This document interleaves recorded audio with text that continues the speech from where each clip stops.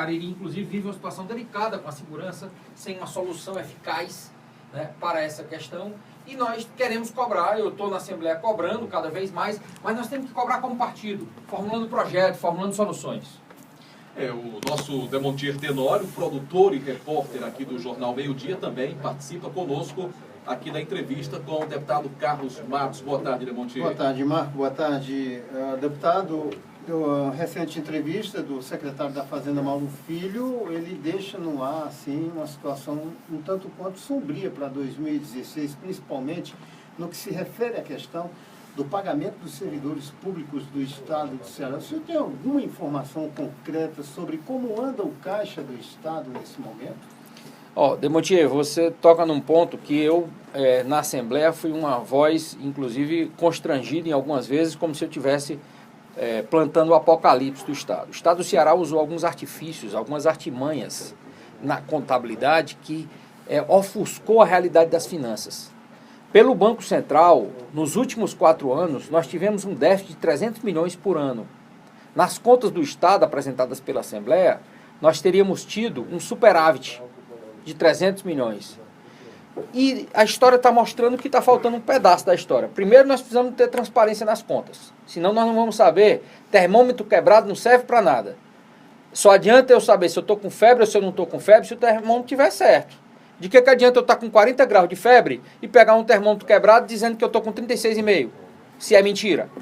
Então as contas públicas, elas no estado do Ceará vinham sendo feitas maquiagens que permitiu a nós, cidadãos comuns, parlamentares, e com o aval da Assembleia, lamentável, porque geralmente a Assembleia aprova o que é de interesse do governo, o Estado do Ceará foi o único a fazer algumas práticas nas contas públicas. O secretário Mauro Filho esteve na Assembleia, na audiência pública, né, e lá nós questionamos tudo isso, foi feita a primeira mudança.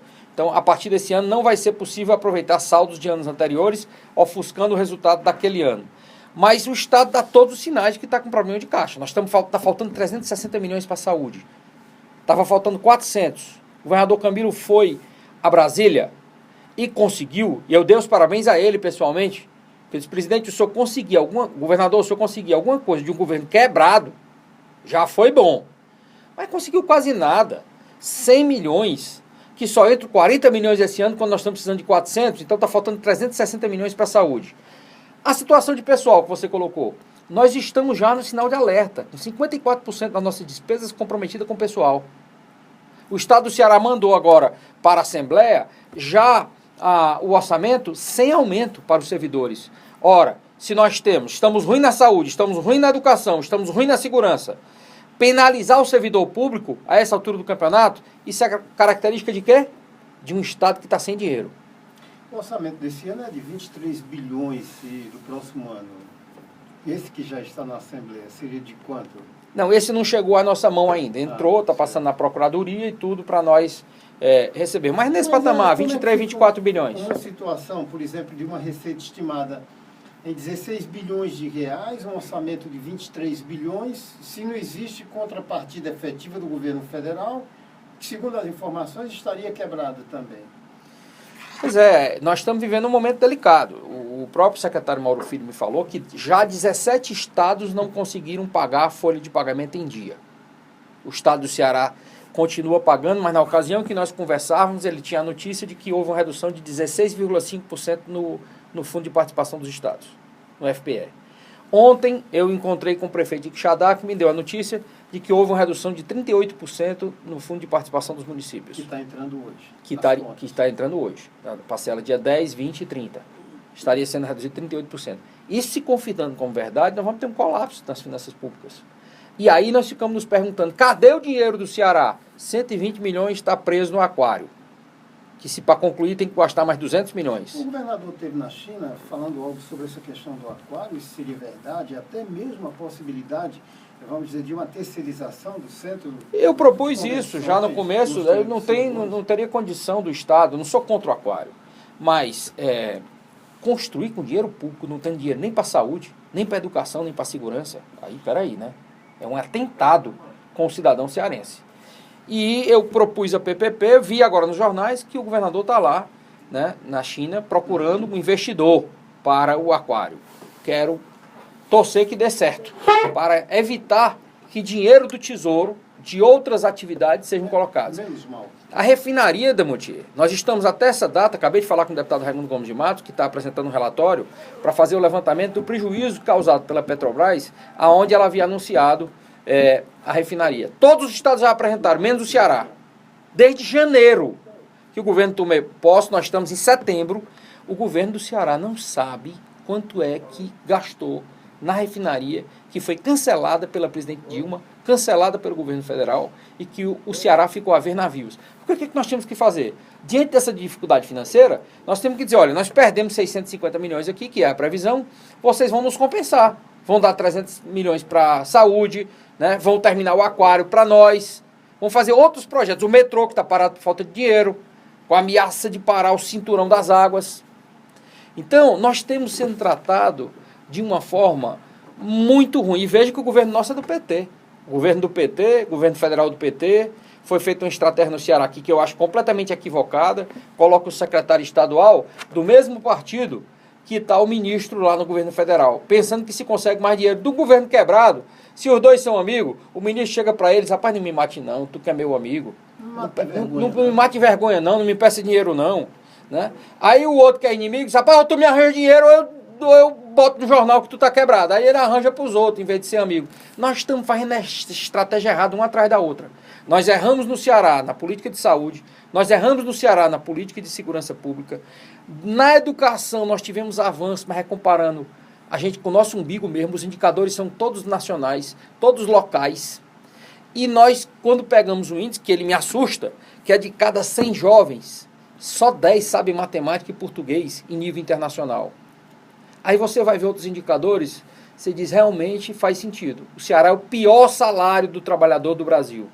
Agora, deputado, com relação à questão hídrica aqui do estado do Ceará, há motivo para tanta preocupação? Alguns municípios já começam a sofrer com a falta d'água. Há muita preocupação. Primeiro porque a FUNSEMI anunciou que 2016 poderá ser um ano de seca. E se isso acontecer, será muito grave. O senhor foi secretário de Agricultura, né? Eu fui secretário de Agricultura Irrigada no governo Tasso, de 98 a 2002. Depois, convidado pelo governador Lúcio Alcântara, fiquei secretário de Agricultura e Pecuária, que aí foi uma fusão das duas secretarias. Secretaria da Agricultura Irrigada e Secretaria de Desenvolvimento Rural. A fusão das duas secretarias fez surgir a Secretaria da Agricultura e Pecuária, no estado do Ceará. Mas a questão hídrica, nós vemos ainda o governo agindo com muita lentidão. Nós deveríamos já estar fazendo uma campanha séria de conscientização do uso racional da água. O maior uso de água no Ceará, que é praticamente 70% da água que se consome, é para irrigação. 1/3 dessa irrigação é por inundação. Isso é um absurdo. Nós teríamos que controlar isso. Senão vai faltar para todo mundo. Também nós não temos os poços que foram perfurados, a Coelce não levou energia. Tem 1.500 poços nessa situação no estado do Ceará, em vários municípios, né, faltando água. E nós tínhamos que ter planos estratégicos maiores, tínhamos que pensar em salinização de água no mar. Tem sentido agora nós pensarmos com a siderúrgica funcionar em 2016, nessa grande seca, consumir 1,5 metro cúbico por segundo? O senhor acha que o risco maior é para o interior ou é mesmo para a região metropolitana devido ao alto consumo? Eu acho que corre risco tudo, porque a oferta de água que nós temos vem mais aqui da Zona Sul, que pega o Castanhão e tudo, é um lado do estado do Ceará. Mas não está vindo água de São Francisco aí? Aonde é que está vindo? Eu estou doido para ver, sabe? E vai, se ela vier, né? Se ela vier, estão com receio até que o próprio São Francisco. Eu quero acreditar, mas diante de um governo que mente, que não faz o que promete e não cumpre o que diz, e que interrompe o dinheiro, e que eu ouvi do ministro no começo do ano que não haveria contingenciamento para o cinturão das águas. No mês seguinte, houve o contingenciamento, eu vou acreditar em quem? Eu quero ver a água lá, eu vou lá molhar minha mão. Quando ela estiver funcionando, eu vou lá. Mas enquanto isso não estiver acontecendo, eu não acredito nesse governo. Então eu tenho que ficar com a barba de molho. E acho que nós temos que ter plano B para tudo. Ninguém na aviação deixa de fazer um plano de voo sem ter o plano B. Se você voa de avião, se você voa de helicóptero, você tem um plano B. Qual é o plano B do estado do Ceará, se a transposição não vier? O que é que será feito? Fortaleza poderia usar 3 metros cúbicos por segundo de água dessalinizada do mar, ser feita uma usina imediatamente, de pequeno porte, e poderia fazer reuso da água, que pode chegar a 3 metros cúbicos por segundo, que isso é 1/4 do consumo da cidade de Fortaleza. Isso evitaria de transpor água do Castanhão para Fortaleza, para poder abastecer as outras cidades. E fazer adutoras aonde puder, né? Agora, infelizmente, eu estou tendo notícia de que as adutoras que foram compradas é de péssima qualidade. Estão dando manutenção caríssima que a CAGES não está conseguindo manter. Conversei com o pessoal de Crateús, um dia ou outro a adutora quebra, né? Então, essas soluções, elas precisam ser pensadas. E, se o São Francisco concluir, vai nos dar um alívio, mas tem muitos problemas para resolver com o São Francisco ainda. São 250 milhões por ano para ser bancado o bombeamento da água do São Francisco para os 3 estados. Só vem 8 metros cúbicos por segundo para o Ceará. Não é muito, considerando o déficit que tem e a distribuição da água. Então não vai ser uma equação completa resolvida, não. Nós temos que pensar em outras soluções também. Eu mesmo estou pensando agora em prototipar um programa piloto para água para beber. Porque eu não admito que o cearense do século XXI passe sede ou beba água contaminada. E eu fui ver em vários municípios, o nível de água que chega é suja, contaminada. Depois nós vamos nos surpreender que as pessoas adoeceram, que as pessoas ficaram sem saúde. Porque quem bebe uma água contaminada, é claro que vai adoecer. E aí fizemos um pequeno programa simples. Água mineral, água de sais minerais, a R$3 o garrafão. O beneficiário só paga R$1, todo beneficiário do Bolsa Família. Fiz um teste, conversei com várias famílias pobres, todos estão topando a ideia. Ok, uma boa ideia, tomara que realmente se torne realidade para atendimento a essas pessoas. Agora, deputado Carlos Matos, o senhor chega hoje aqui em Juazeiro do Norte, vai participar desse encontro em Crato. Eu acho que o senhor já deve ter ouvido falar bastante sobre o anúncio recente do retorno do ex-deputado e ex-prefeito Manuel Salviano ao PSDB em nível municipal. E o senhor deve ter percebido, não sei se já chegou a essa conclusão, que houve um mal-estar na sigla em nível municipal. O PSDB tinha um projeto com novas caras para a política municipal visando as eleições do ano que vem. E há um mal-estar muito grande no partido com relação ao retorno do Salviano. Como é que o senhor vê tudo isso e como equacionar essa situação para não rachar o partido aqui em Juazeiro? O Papa Francisco afirmou há poucos dias que uma família que não tem conflito e tensão está morta. Que os conflitos e as tensões são saudáveis, são bons. Partido que ninguém quer, que está morto, que não tem perspectiva de futuro, não teria conflito. Então esses conflitos que surgem mostram que o PSDB está vivo, que o PSDB vai construir um país novo, que o PSDB vai construir um Ceará melhor, que nós vamos ter vários candidatos a prefeito, nomes que tinham deixado o PSDB porque acreditavam que o PSDB não era a melhor alternativa, estão querendo voltar, estão voltando. E aí também nós não podemos ter uma postura e dizer, agora não volte mais não, que agora é meu partido. Nós não podemos ter essa postura. Nós temos que estar abertos aos novos nomes, nós temos que fazer novas lideranças, nós temos que agregar, aglutinar pessoas que querem, porque sabem que o PSDB é um partido sério, que o PSDB é um partido que a história do Ceará mostra isso. Nós tivemos um secretário de Estado envolvido em escândalo, em 30 anos de governo. Nós não tivemos um escândalo no governo do Estado do Ceará. Então, nós buscamos essa eficiência administrativa, nós buscamos dar o melhor para o povo e nós queremos um polo desse como o Cariri, nós queremos que receber mais pessoas no PSDB são bem-vindos.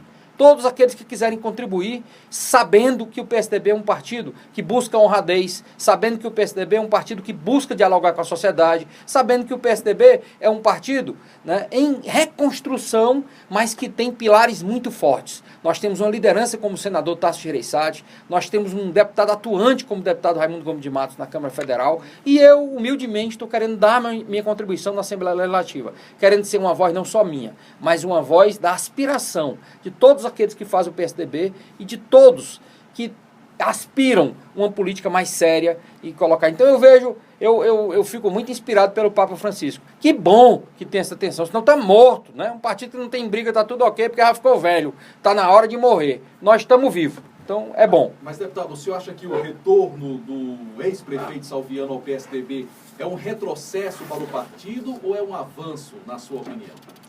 Bom, retrocesso em que aspecto e ponto positivo em que aspecto? Né? Há uma aspiração que nós temos que mesclar nas duas. Está havendo quase que um expurgo da política e dos políticos tradicionais. Quem um dia já ocupou um cargo, quem um dia já foi político, está tendo um desgaste enorme. E quem é novo acha que vai fazer uma política completamente nova, completamente diferente. Eu acho que esse mix é importante. Acho que o deputado Salviano, ou qualquer um que se aspire uma prefeitura, ou que aspire um cargo público, ele sabe que vai desenvolver uma política com a forte pressão da sociedade, né? Então, quem já ocupou um cargo tem sempre quem vota a favor, quem vota contra, quem é oposição. É impossível alguém ter ocupado algum cargo na vida e ter atuado na vida pública que não tenha inimigos, que não tenha pessoas que torcem, vibradores, pessoas que enxergam um grande defeito, pessoas que enxergam grandes qualidades. Nós temos que ser maduros. Nós temos que buscar, esse é um papel do partido, que nós todos temos que buscar sempre o crescimento. O Instituto Teotônio Vilela existe para isso, para nós auxiliarmos aos quadros do partido para qualificarem a sua atividade parlamentar, a sua atividade política, né? Então eu quero crer que, mesmo dentro do PSDB, aonde for, um nome como o Salviano, ele sempre pode gerar essa divisão. Alguns que têm uma opinião que acham ele maravilhoso, outros que não, porque mesmo em cidades em que a gente chega que está um desastre, mesmo hoje, a presidente Dilma Rousseff, que 93% dos brasileiros acham que é um desastre, que ela roubou, ela não sabe administrar, ela é tudo de ruim, o PT não botou ela para fora, e tem 7% que acha ela maravilhosa. Então, se eu perguntar aos 7%, quem é a presidente Dilma? Se eu perguntar aos 93%, quem é? Então, na vida pública, nós vamos ter que conviver com isso, e essa condução do partido, quem está à frente é o senador Luiz Pontes, que é um homem experiente, é um homem que já ocupou cargos públicos nas diversas esferas, foi senador da República, foi deputado federal, foi deputado estadual, foi presidente da Assembleia. Então essas questões, assim, eu como parlamentar não tenho muito como ver num diretório em cada município, mas eu me sinto muito seguro de ter na presidência do partido um homem como o senador Luiz Pontes, que saberá fazer essa leitura de cada município, conciliar, administrar, para que não haja, né, um prejuízo para as partes e que não iniba o surgimento de novas lideranças.